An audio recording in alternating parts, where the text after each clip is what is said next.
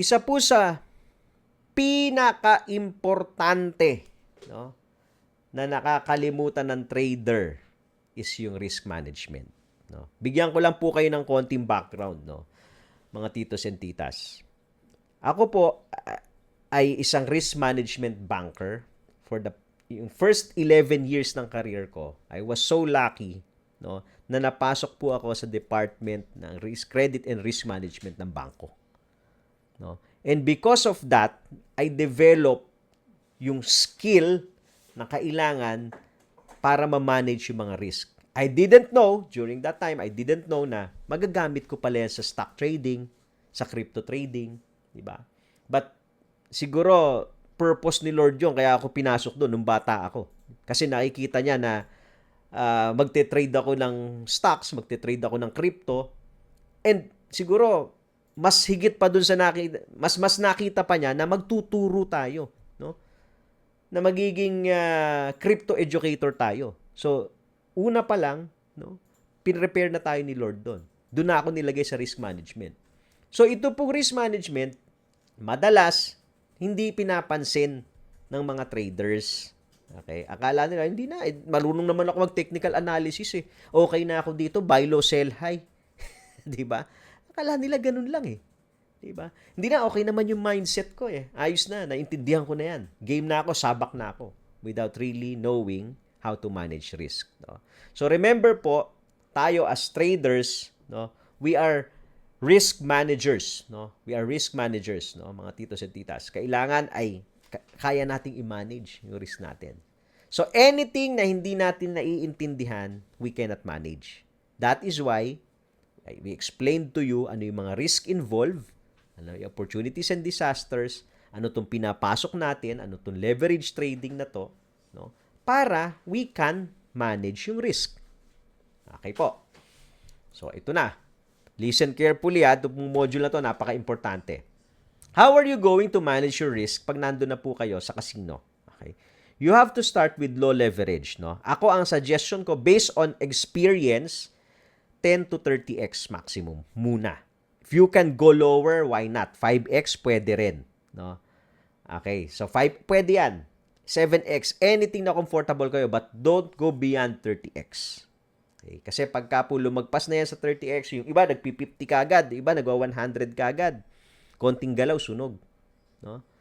Mga titos and titas. So, use 10 to 30x muna to start. And then, when you feel comfortable, pwede mo i-increase slowly. Pero don't increase it drastically. Nagte-10x ka, tapos kumikita ka lang. Ang ganda ng kita mo. Yung susunod na taya mo, 50x na. Isang mali nun, sunog ka. No? So, start with low leverage. Next, open a position closer to the support. Okay, pagka po maglo-long kayo, so naintindihan nyo kanina, in-explain natin ano yung long, no? Pag mag-open kayo ng long position, open closer to the support. Okay, so pag marunong kayo mag-technical analysis, makikita nyo kung nasan yung support. Okay? Open long, closer to the support, and open short, closer to the resistance. Okay? Pag malayo na po doon, wag nyo na pong hahabulin. Okay po? Hindi nyo po X yan. Wag nyo na pong habulin. No? Wag nyo na habulin yan. Hindi nyo X yan. Hayaan nyo na. Ibig sabihin po, naiwanan na kayo ng boost, huwag nyo na habulin. Hindi na kayo para dun sa setup na yon. Remember, 15-minute time frame tinitignan natin, ginagamit natin dito, napakaraming trades sa isang araw na makikita kayo. So, wala na po yon, hanap na po ng panibago setup. Or minsan, o madalas, magugulat ka, babalik dun sa support. Minsan, umaakyat na. No?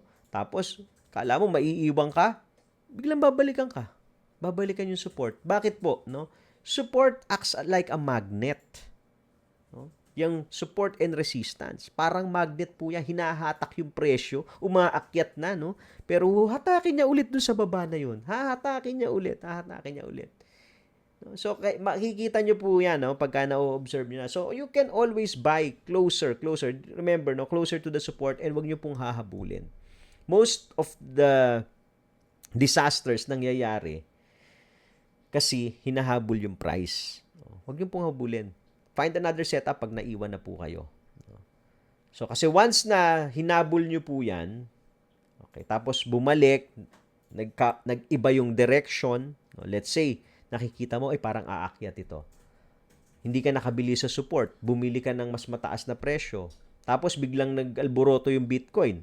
Biglang, ay hindi, gusto nyo, bababa na yung Bitcoin, di ba? Pababa na pala. Ang laki na ng loss mo nun kasi hinabol mo. Okay? So, remember to open a position closer to the support and resistance. Napaka-importante po nito ha, mga titos and titas. Napaka-importante ng entry price sa futures. Okay? Yung exit, kanya-kanya na yan. Yung exit, kanya-kanyang TP na tayo, sell when happy.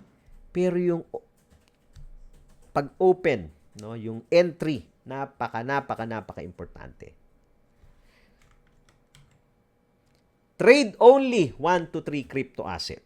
For me, no, kung pwede ngang 1, ako po, personal ha, I only trade Bitcoin sa futures. Hindi na ako naghahanap nung iba. Kasi bakit po? Kasi kabisado ko na yung galaw eh. Diba? So yung iba, pwede naman ha, for me ha, hanggang 3. Kabisaduhin mo. Let's say you want to trade Bitcoin, Ethereum, Cardano, or you want to trade Bitcoin, Solana, di ba? Or Cardano. Paulit-ulit lang. Balikan mo lang po yun. Makakabisado mo.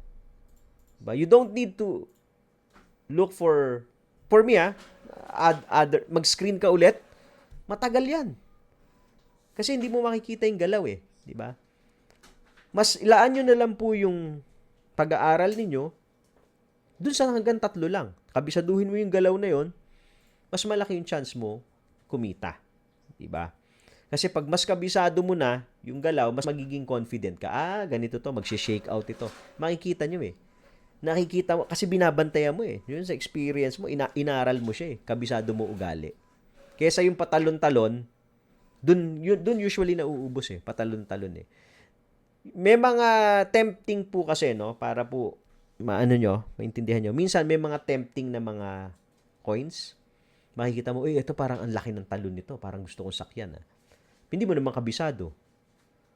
Hindi mo kabisado yung sakyan, so ano nangyayari sa'yo? Nahuhulog ka. Diba? Kasi bakit? Greedy eh. Gusto ko malaki kagad yung gain, ang laki ng akyat nito. Yung pala, ang laki. Pag malaki akyat, malaki din yung baba eh. Diba? So just focus on 1 to 3 crypto asset. Set stop loss if you cannot monitor the price. Okay. So sa futures casino po, kaya tawag natin dito sa webinar natin is grinding the futures kasi kailangan nyo pong mag-grind. Hindi po pwedeng bili na ako dito tapos bahala na si Batman, di ba? So nakabantay po kayo dito eh. No? Pagka may open position kayo, tinitignan mo, di ba? Tinitignan mo. But if you cannot monitor the price, you have to set, no? You have to set stop loss. Okay po, no? Set stop loss, set take profit area.